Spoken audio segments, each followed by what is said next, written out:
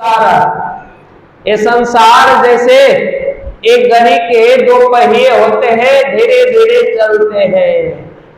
इसी तरह से हमारा जीवन जन्म से लेकर और पुनरपि जन्म पुनरपि मरण मनुष्य को होते रहता है। जो ब्रह्म की भक्ति नहीं करता है, संसार की भक्ति करता है, तो संसार में ही उनको आना जाना होता है। कृष्ण कन्हैया लाल की। इसलिए गीता में भगवान कृष्ण ने कहा, हे अर्जुन तुम युद्ध करो, क्योंकि एक कुरुक्षेत्र है, तुम यहाँ पर युद्ध करते हो। अगर इस लोक में मारे जाते तो भी तुमको धाम मिलेगा, और युद्ध में अगर विजय होते हैं तो भी तुमको धाम मिलेगा। इसलिए तुम युद्ध करो। लेकिन अर्जुन को मन में क्या आ गया? मोह आ गया कि अपना थोड़ा सुख के लिए, अपने थोड़ा स्वार्थ के लिए मैं अपने स्वजनों के ऊपर कैसे धनुष चला सकता हूं। क्योंकि गुरु द्रोणाचार्य से आप धनुष प्राप्त किए हैं, धनुष विद्या किए हैं। भीष्म पितामह है, कृपाचार्य, सभी तो अपना ही है, मैं किस पर बाण चलाऊं। और भगवान ने अंतोगत्वा अर्जुन को कहा, है अर्जुन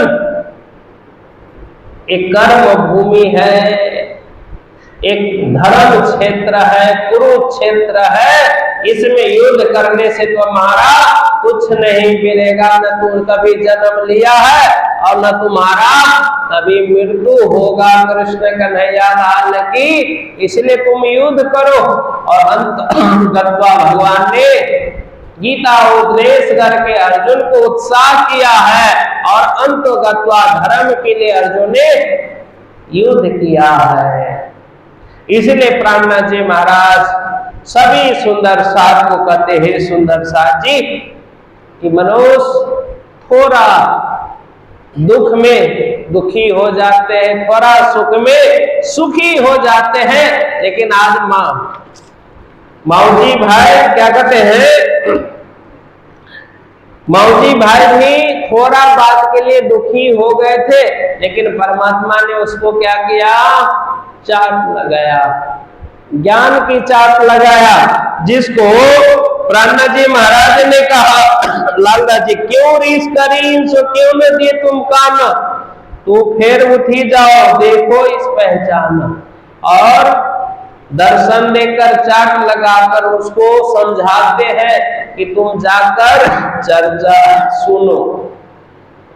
जात पीछे रोया, प्रात उठे द्वारा, जगाए शिव करने का मनोहार। श्री प्राणनाथ जी महाराज रात्रि में चर्चा के बाद शयन कक्ष में थे, शयन में थे।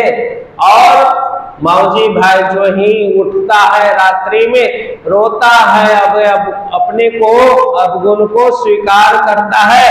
और सुबह में जाकर श्री प्राणनाथ जी सोए ही हुआ है तो जाकर अर्जी लगाते हैं कृष्ण कन्हैया की।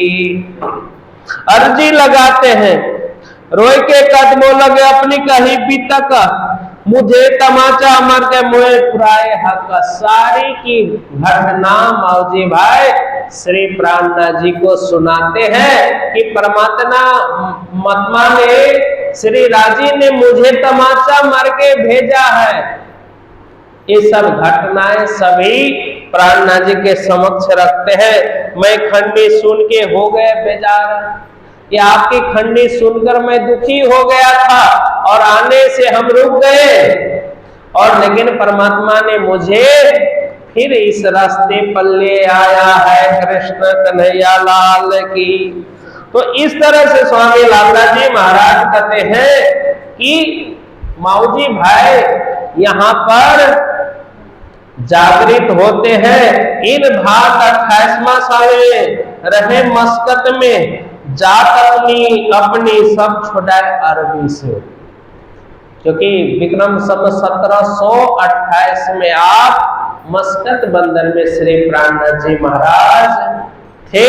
और वहां माऊजी को क्या किए है, ये बात भैरव सेठ सुनी, सब सब छुड़ाए जात अपने। कि लाला जी महाराज कहते हैं कि जितने बंदी बनाए गए थे उनको छुड़ाने वाले कौन है? भैरव सेठ है। कि उस समय में 70,000 रुपया देकर राधा रूपा, विश्वनाथ और तेज कुबरी को भैरव सेठ ने छोड़ाया था, जिसको श्री लालदास जी महाराज यहाँ कहते रहे अवासी बंदर में। क्योंकि अवासी बंदर में भैरव सेठ रहते थे और ये प्राणनाथ जी महाराज इनको जगाए थे और इन्होंने सुंदर साथ को बंदी से छुड़ाया था, जिसको लालदास जी महाराज कहते अपन भेजे अपने आन मिले वे खबर, खेती पैसा बंद के डांट ऊपर। तो भैरव सेठ ने सुना कि हमारे सुंदर साथ को बंदी बना लिया है, तो अपने आदमी को भेजकर और राधा रूपा, तेज कुबरी और विश्वनाथ भाई थे, उन सभी को छुड़ाने में इन्होंने सेवा किया था। कृष्ण कन्हैया लाल की